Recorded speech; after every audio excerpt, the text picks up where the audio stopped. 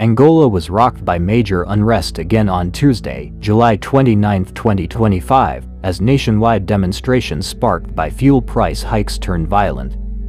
The capital, Luanda, entered its second day of mass looting, after at least 4 people were killed and hundreds more arrested in clashes between demonstrators and security forces.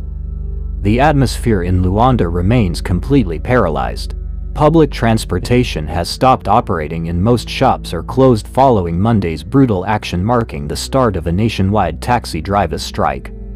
The strike protested the increase in subsidized fuel prices from 300 to 400 kwanzas per liter, approximately Rp 5,300 to Rp 7,100, on July 1st, a policy that sparked public anger in Africa's second-largest oil producer.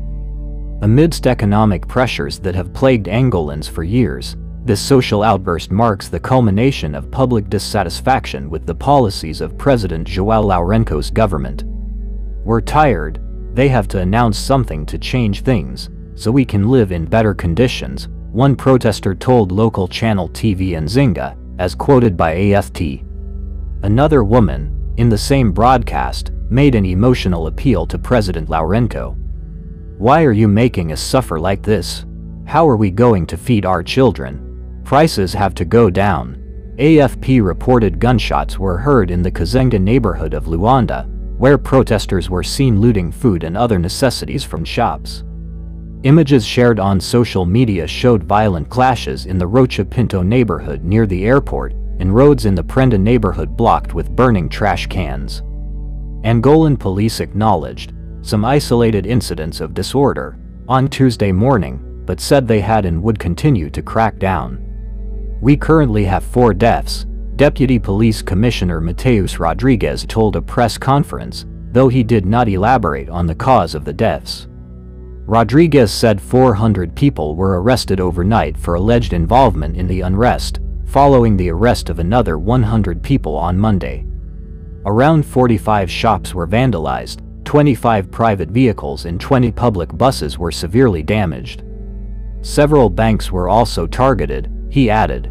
"We continue to emphasize that our forces are on the streets, equipped with the necessary resources according to the threat level, responding where order has been restored, and intervening where unrest remains to restore order and public peace," Rodrigues stressed.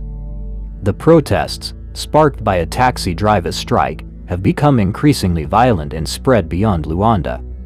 A journalist in the city of Wambo, about 600 kilometers from the capital, reported similar looting and rioting in the region.